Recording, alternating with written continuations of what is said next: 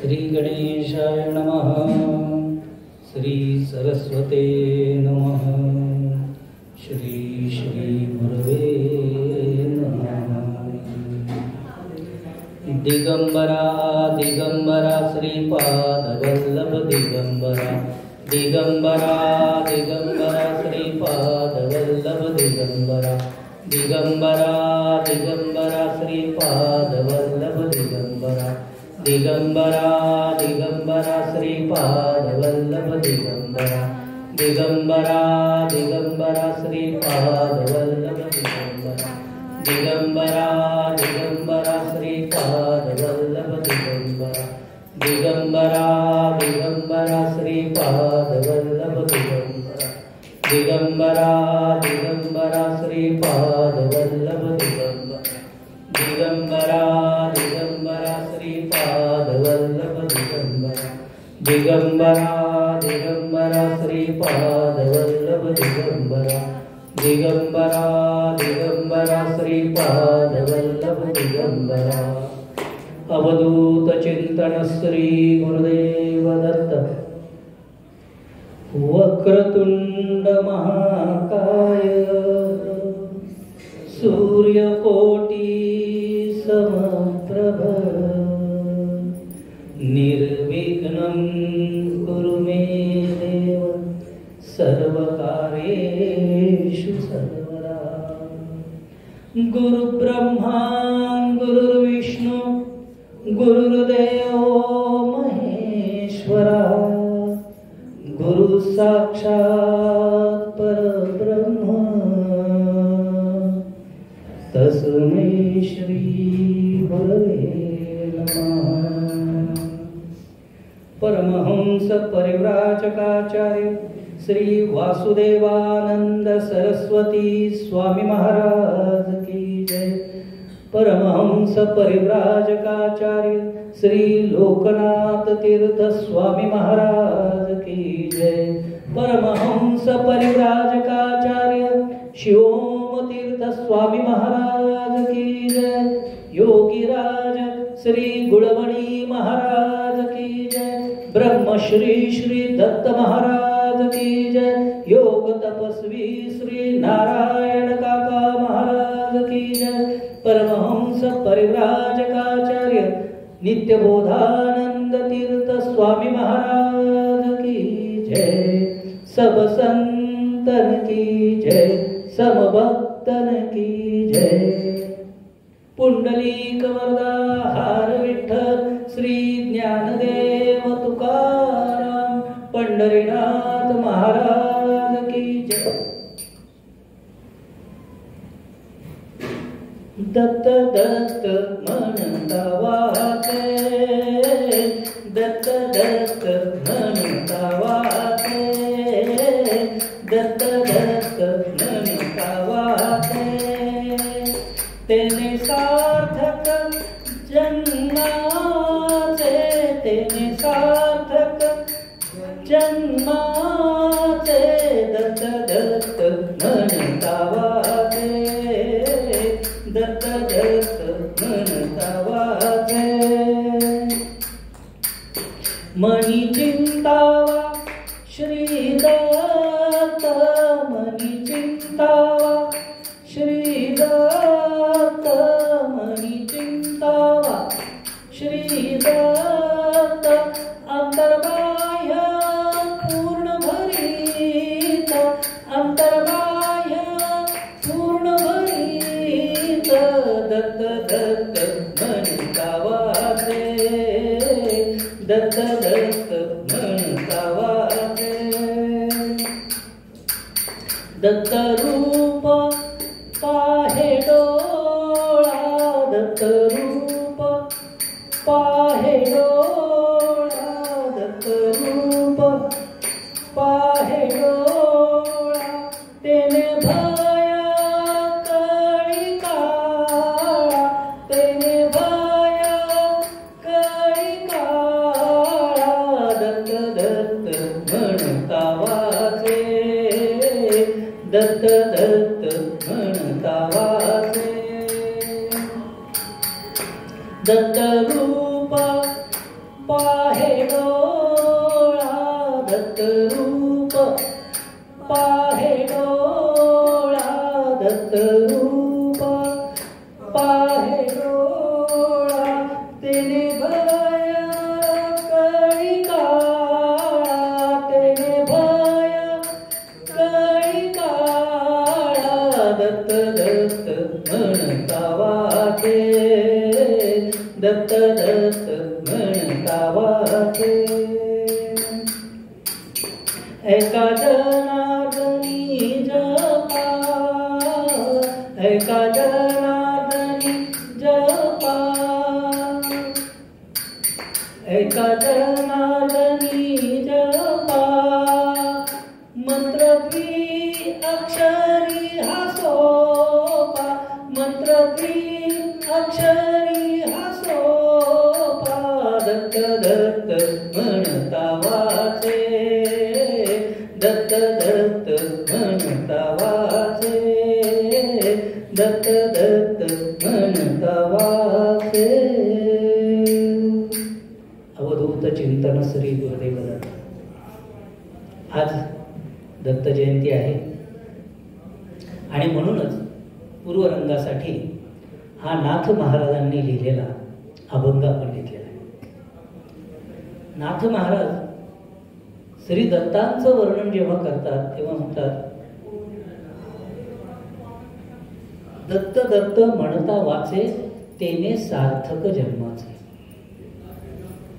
आपण या मनुष्य जन्माला आलो ते आपल्याला माहित नाही आपण किती एवढी फिरून आलो आणि हेही माहिती नाही आपल्या किती योन्या होणार आहेत. परंतु पुराणामध्ये किंवा शास्त्रामध्ये असं सांगितलंय ज्या वेळेला पाप आणि पुण्य हे समसमान होतं त्यावेळेला आपल्याला मनुष्य जन्म म्हणतो. सामान्य माणसांची अशी धारणा आहे की खूप पुण्य केलं म्हणजे आम्हाला मनुष्य जन्म मिळाला.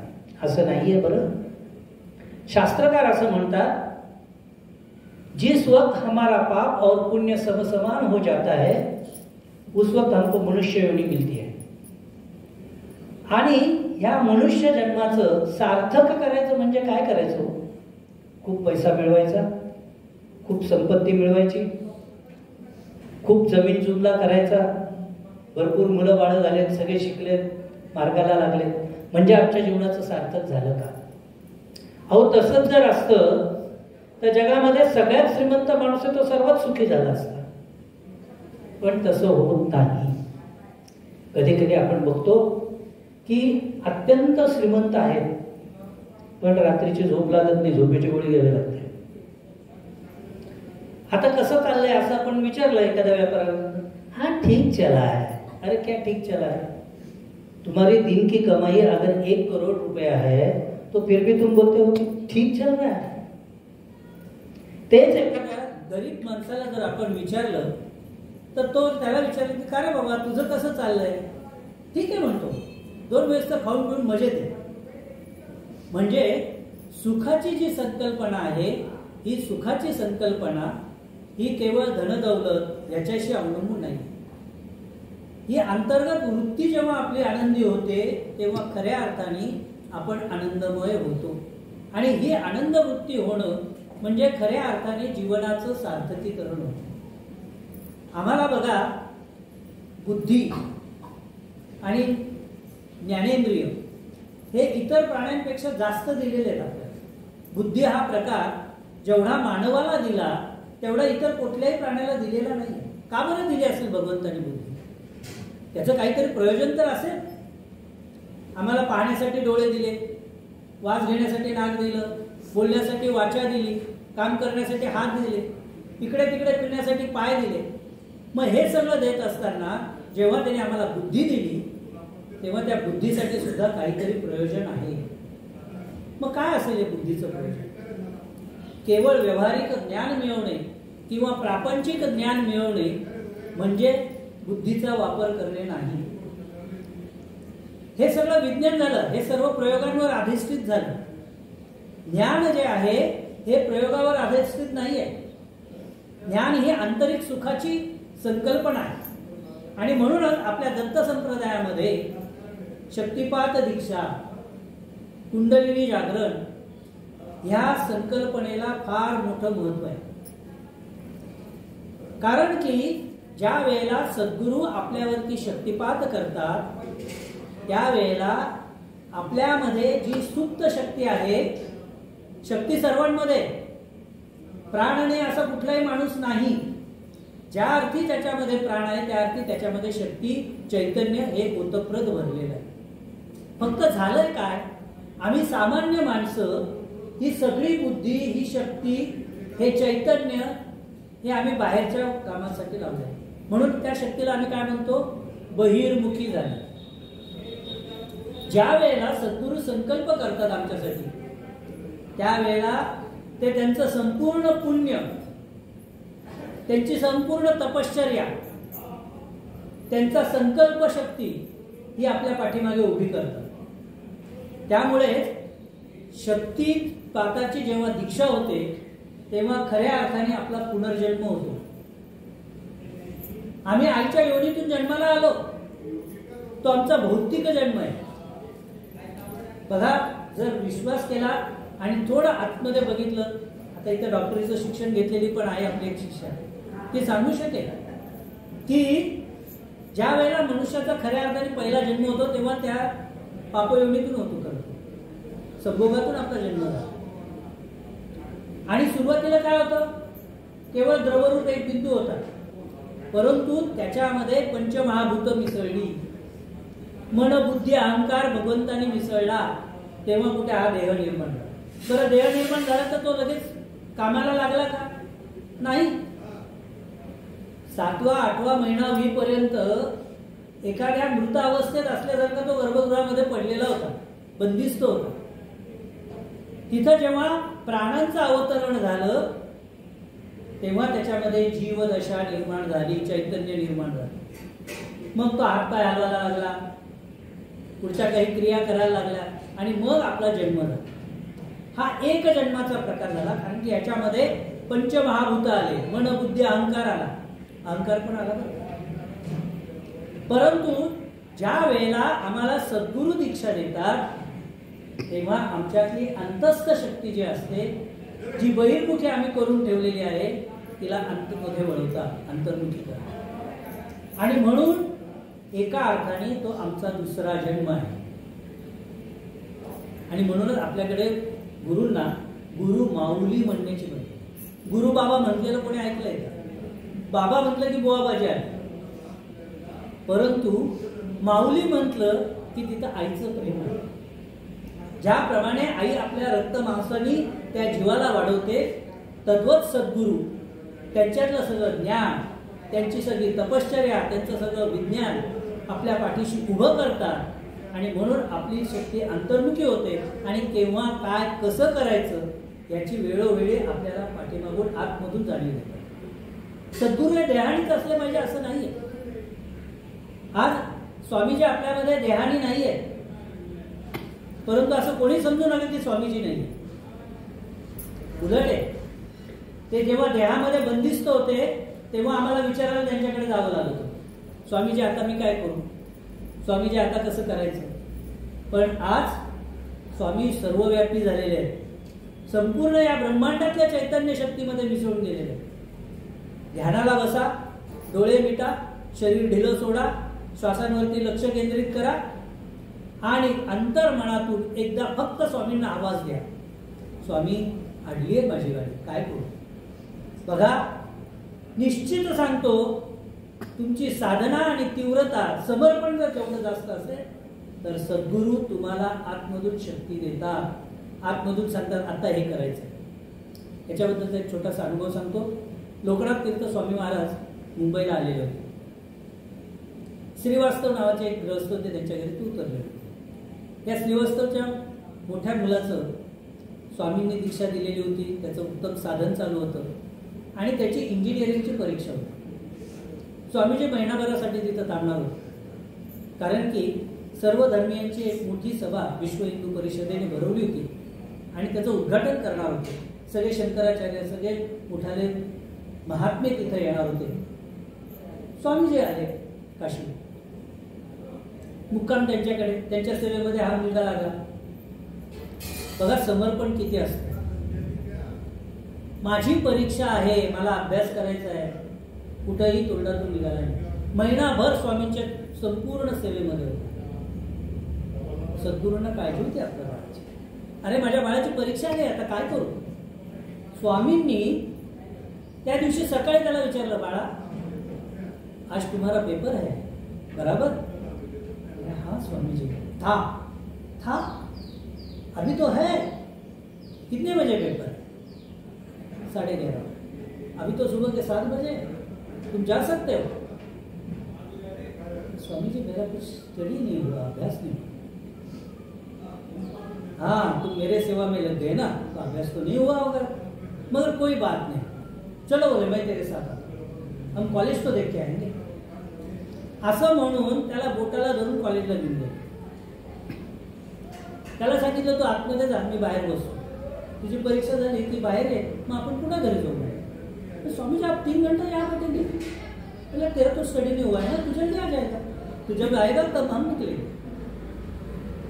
बरं म्हणा. आतमध्ये गेला, बसला, पेपर आला. या माणसाशी बोलण्याचा योग आलेला आहे. त्या माणसाने स्वतः सांगितलेली गोष्ट सांगतो. तो म्हणाला जशी प्रश्नपत्रिका आली, उत्तरपत्रिका आली, मी नाव लिहिलं, त्याच्यावरती माझा नंबर टाकला. प्रश्नपत्रिका आली, मी वाचली, क्षणभर डोळे मिटले. खिडकीतून बाहेर पाहिलं, स्वामीजी दिसले. आसन लावून बसले होते झाडावर. आणि एक दिव्य प्रकाश माझ्या डोक्यामध्ये आल्यासारखं झालं. हातामधलं पेन उघडलं गेलं. मी काय लिहितो हे मला कळत नव्हतं, परंतु प्रत्येक प्रश्नाचं उत्तर मला आठवत गेलं. मी लिहित गेलो. जवळपास 2 तासामध्ये माझा पेपर संपला. पेपर बंद केला, लिहून टाकला, बाहेर आलो, स्वामींना घेतलं, घरी गेलो.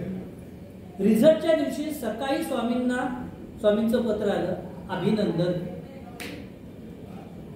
ह्याला मोठं आश्चर्य वाटलं. अरे मी तर पेपर कसा लिहिला मला माहिती नाही, काय लिहिलं मला आठवत नाही, अभिनंदन कसं काय आलं. कॉलेजला गेला, बघितलं, हा मुलगा पहिल्या 3 आलेला. समर्पण पाहिजे, समर्पण पाहिजे.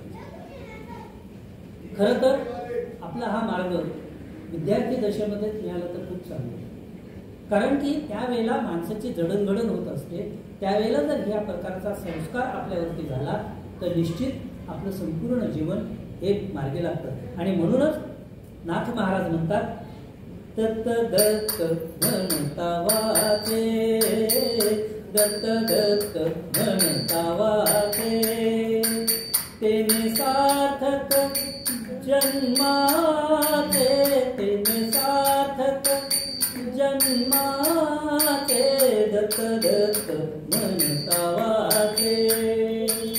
मनी चिंतावा श्री दत्त, मनी चिंतावा श्री दत्त, अंतर्बाह्य पूर्ण भरीत, अंतर्बाह्य पूर्ण भरीत, दत्त दत्त म्हणता वाचे. अंतर्बाह्य पूर्ण भरीत.